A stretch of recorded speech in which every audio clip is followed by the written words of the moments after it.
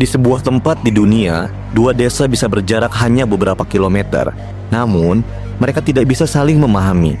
Bukan karena konflik, bukan karena perbedaan budaya yang besar, tapi karena bahasa mereka berbeda sepenuhnya.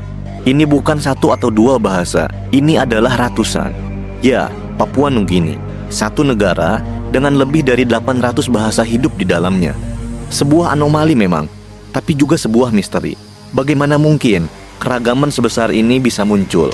Di dunia modern, negara biasanya disatukan oleh satu bahasa, atau setidaknya beberapa bahasa besar. Tapi Papua Nugini menolak pola itu. Di sini, bahasa bukan sekedar alat komunikasi, ia adalah batas tak terlihat yang memisahkan dunia yang satu dengan yang lain. Tapi yang menarik, keragaman ini bukan hasil kebijakan, bukan juga karena teknologi. Ia terbentuk secara alami selama ribuan tahun. Pertanyaannya sekarang berubah.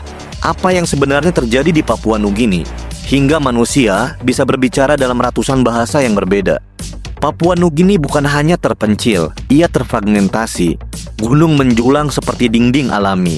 Hutan begitu lebat hingga cahaya sulit menembus. Sungai liar memutus jalur perjalanan. Setiap lembah menjadi dunia tersendiri. Kondisi seperti ini dalam jangka panjang melakukan sesuatu yang jarang kita sadari. Ia memisahkan manusia bukan hanya secara fisik, tapi juga secara bahasa.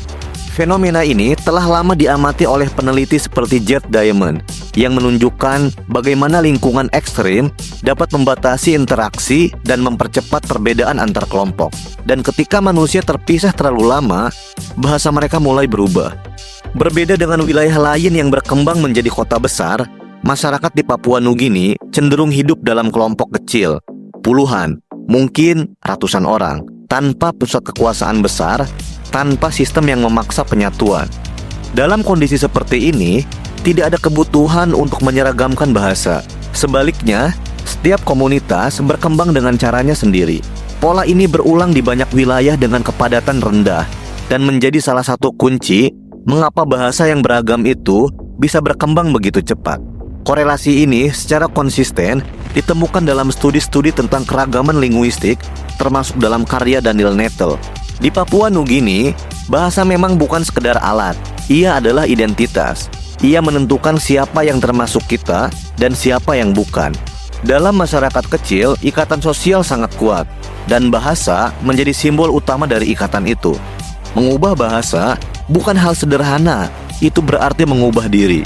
Tidak mengherankan jika akhirnya banyak komunitas mempertahankan bahasa mereka selama ratusan tahun. Sebuah dinamika dan perjalanan historis yang dijelaskan dalam studi sosiolinguistik oleh Susan Romain. Yang terjadi selanjutnya hampir seperti eksperimen alam. Bahasa mulai berkembang sendiri-sendiri. Terjadi perubahan kecil dalam pengucapan, perbedaan makna, dan inovasi lokal. Dalam isolasi, perubahan ini tidak dikoreksi, ia dibiarkan tumbuh. Seiring waktu, dialek berubah menjadi bahasa yang benar-benar berbeda. Para ilmuwan melihat proses ini mirip dengan evolusi biologis, di mana bahasa bertindak seperti gen budaya yang diwariskan dan berubah dari generasi ke generasi. Perspektif ini dipopulerkan oleh Mark Pagel. Padahal di banyak tempat lain, kerajaan dan negara menyatukan bahasa mereka. Standarisasi terjadi, bahasa lokal terserap. Namun di Papua Nugini, proses itu hampir tidak pernah terjadi dalam skala besar. Tidak ada kekuatan dominan yang cukup kuat untuk menyatukan semuanya. Sebaliknya, fragmentasi justru bertahan. Dan dalam beberapa kasus, bahkan menjadi cara untuk menjaga otonomi. Pola ini mencerminkan bagaimana sebagian masyarakat memilih tetap terpisah daripada berada di bawah kontrol terpusat. Sebuah dinamika yang dibahas dalam karya James C. Scott. Namun, isolasi ini tidak bertahan selamanya. Dunia luar mulai masuk. Misionaris membawa alfabet. Kolonialisme membawa administrasi. Globalisasi membawa bahasa baru. Dan untuk pertama kalinya, ratusan bahasa ini bertemu dalam satu ruang. Apa yang terjadi selanjutnya tidak terhindarkan.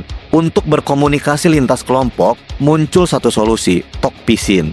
Ini adalah bahasa campuran, sederhana dan fleksibel. Ia menjadi jembatan antar dunia. Namun di balik itu, ada konsekuensi. Semakin sering digunakan, semakin sedikit generasi muda yang memakai bahasa asli mereka. Data dari etnolog menunjukkan bahwa Papua Nugini tetap menjadi negara dengan bahasa terbanyak. Namun banyak di antaranya kini berada dalam kondisi rentan. Setiap bahasa menyimpan sesuatu yang tidak tergantikan.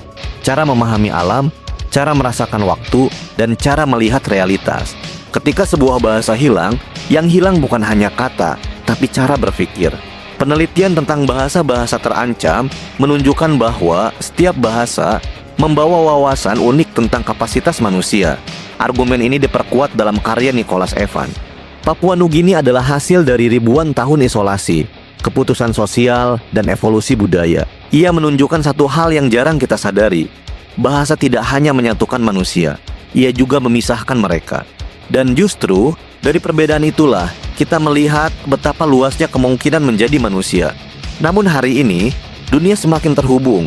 Dan pertanyaan terbesar bukan lagi tentang asal-usul, melainkan tentang masa depan.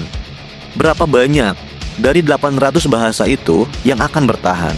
Ketika satu bahasa menghilang, kita tidak hanya kehilangan suara, kita kehilangan satu cara untuk memahami dunia.